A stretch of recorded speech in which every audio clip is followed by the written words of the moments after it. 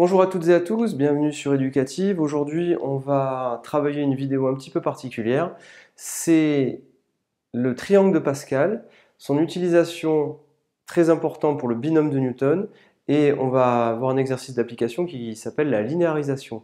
Alors, toutes les notions que je vais vous présenter, en réalité, permettent de résoudre beaucoup de problèmes en mathématiques et d'aller un peu plus loin. Donc, c'est ce qu'on va faire aujourd'hui. Alors, les coefficients binomiaux, vous les connaissez. Mais la question qu'on peut se poser, c'est comment allons-nous faire pour calculer, par exemple, très rapidement, 3 parmi 5?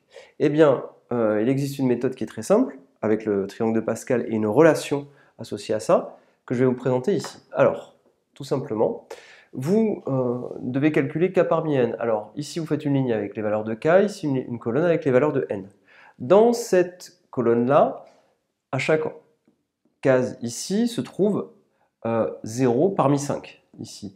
Ici se trouve 0 parmi 4. Et les valeurs, évidemment, elles sont toutes égales à 1. Par convention, puisque ça, vous l'avez vu dans le travail associé aux coefficients binomiaux. Maintenant, il existe une technique très simple. Comment calculer 1 parmi 2? Eh bien, c'est très simple. Vous prenez cette case plus celle-là, et vous obtenez le résultat ici. Alors, c'est toujours le même calcul. Vous prenez une case, puis la case voisine. Vous faites cette case plus cette case et vous obtenez 2. Mais ce qui est très bien, c'est que vous pouvez recommencer ça jusqu'à compléter intégralement tout le tableau et vous aurez donc toutes les valeurs de tous les coefficients binomiaux qui vous intéressent. Je m'explique. Cette case plus la case de droite vous donne le résultat en case du bas. 1 plus 2, vous écrivez 3. Par exemple, 1 plus 3, ici, vous écrivez 4. 1 plus 4, vous écrivez 5. Et de proche en proche, vous complétez tout votre tableau. Donc 2 plus 1 ici, vous écrivez 3. 3 plus 3 ici, vous écrivez 6. 3 plus 1, vous obtenez votre résultat 4. 6 plus 4, vous obtenez 10. 4 plus 6 ici, 10. 4 plus 1, 5. Voilà comment compléter au fur et à mesure ce qu'on appelle le triangle de Pascal. Alors évidemment, ce mode de calcul est basé sur une relation que je vais expliciter maintenant. Imaginons que je me place ici. Ça, c'est le coefficient binomial que je pourrais appeler k parmi n. Comment a-t-il été obtenu? Eh bien, il a été obtenu par celui-ci plus celui-ci. Alors, très simplement, vous voyez bien que la case qui est ici correspond à la même colonne k. Donc, on a la même valeur de k, sauf que ce qui a changé, c'est la valeur de n. Donc, on a un point de moins pour la valeur de n.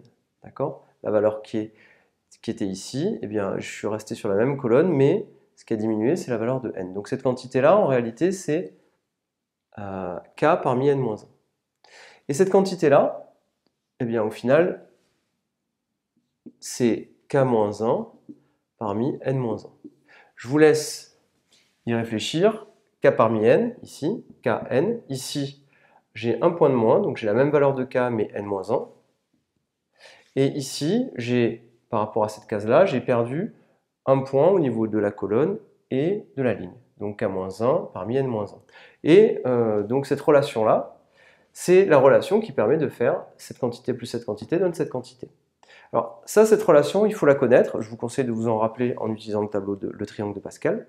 Mais elle a une importance, c'est qu'il existe une autre relation qui s'appelle le binôme de Newton.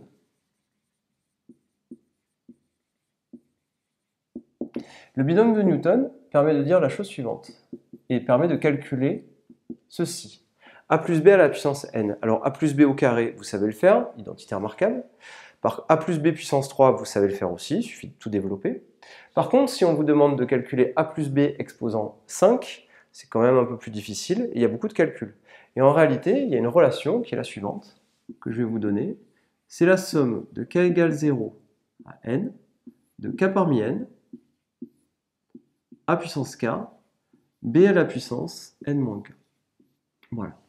Alors, toute la difficulté, en réalité, si on écrit cette formule de manière développée, ce qui va se passer, c'est qu'on va avoir à calculer tous ces coefficients.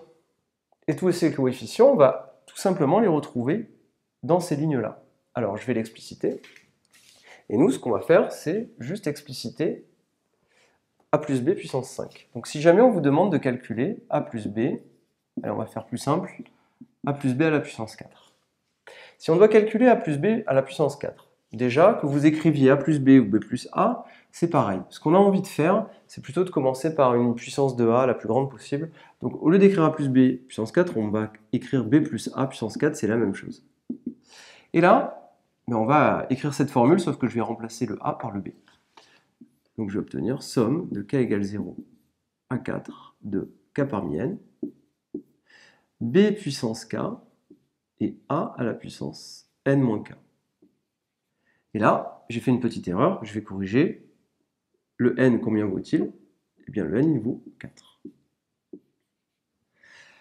Alors maintenant, qu'est-ce qu'il reste à faire? Il reste à expliciter ça un petit peu mieux. Et je vais m'apercevoir que quand k vaut 0, j'ai juste à remplacer ceci par 0, ça me donnera 0 parmi 4. B à la puissance 0, ça vaut 1. Et du coup, j'aurai A puissance 4 moins 0. A puissance 4. Plus, maintenant k vaut 1. Donc je vais avoir 1 parmi 4. B à la puissance 1. A à la puissance 4 moins 1, c'est-à-dire 3. Et au fur et à mesure, vous allez vous apercevoir que les puissances de A vont diminuer et les puissances de B vont augmenter. Donc, ce que je vais faire, je vous laisse passer le calcul. J'obtiendrai au coup d'après 2 parmi 4, B carré A carré, plus 3 parmi 4, B puissance 3. Donc vous voyez les puissances de B puissance 1, B puissance 2, B puissance 3. Et A puissance 2, bien, on aura A puissance 1. Et le dernier terme sera plus, je l'écris ici, 4 parmi 4, B puissance 4. A puissance 0, je ne l'écris pas. Évidemment, la difficulté, c'est maintenant de calculer 0 parmi 4, 1 parmi 4, 2 parmi 4, mais vous avez bien vu comment je fais. Je pars de A puissance 4, après je mets B A puissance 3, B carré A carré, B puissance 3 A puissance 1, et à la fin B puissance 4. La difficulté, c'est de calculer tous ces coefficients binomiaux, c'est relativement pénible à faire. Alors, la bonne nouvelle, c'est que en lisant le tableau, 0 parmi 4, vous le trouvez ici, c'est 1. 1 parmi 4, vous le trouvez ici, c'est 4. 2 parmi 4, vous le trouvez ici. 3 parmi 4, vous le trouvez ici. Et 4 parmi 4, vous le trouvez ici. La bonne nouvelle, c'est que si vous avez tout écrit sous cette forme-là, en réalité, vous avez juste à recopier cette ligne au niveau des coefficients. C'est ce qu'on va faire maintenant. Donc au final, si je dois écrire la formule de A plus B à la puissance 4, ça, sur votre copie, vous n'aurez plus besoin de l'écrire, parce que ça, vous l'avez fait une fois, vous avez vu que tous les coefficients binomiaux apparaissaient. Maintenant, sur votre copie, le jour d'une colle ou le jour d'un DS, eh bien, A plus B puissance 4, vous faites votre triangle de Pascal, vous vous placez à la ligne 4, et vous n'avez plus qu'à recopier. Donc, vous recopierez cette ligne, vous écrirez 1 fois A4, plus, donc le 1 parmi 4, vous l'avez ici, ça vous fera 4 B à puissance 3, plus, ici vous écrirez 6 B carré A carré, plus, alors je vous le laisse finir, après il ne me restera plus qu'à écrire 4 B3A1, plus la dernière valeur qui sera 1 B4. Et là, vous avez le résultat final. Je réexplique si jamais vous n'avez pas bien saisi.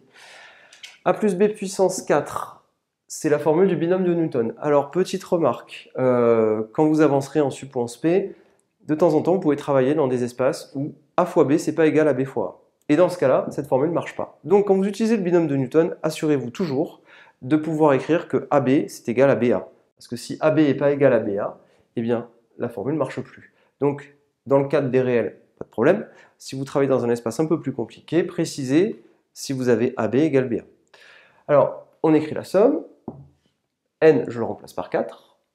J'ai permuté A et B, parce que c'était plus simple pour l'écriture. Je l'ai écrit comme ceci. On aurait pu le faire avec, en partant d'un B, c'était possible aussi. C'était juste pour garder le même ordre.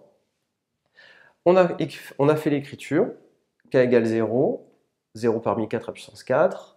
1 parmi 4, et vous voyez l'augmentation, donc A4, B à 3, B2 à 2, B3 à 1, puis pour finir par B4. Une fois que vous avez compris ce système-là, il ne vous reste plus qu'à vous placer à la ligne 4. Et là, vous n'avez plus qu'à tout simplement effacer ça, ça, ça, ça et ça pour le remplacer par 1, 4, 6, 4, 1. Et vous avez vos coefficients. Alors, ce calcul-là aura une grande utilité dans une autre partie qui s'appelle linéariser. Je vais vous expliquer ce que c'est dans une autre vidéo. C'est en lien avec les complexes, mais ça pourra vous servir et c'est une énorme application de tout ça. Donc je vous engage vraiment à regarder la vidéo qui suit. Je vous remercie. Si vous avez des questions, n'hésitez pas et abonnez-vous. Vous aurez accès évidemment à toutes les nouvelles vidéos qu'on publie chaque semaine. Je vous remercie. À très bientôt.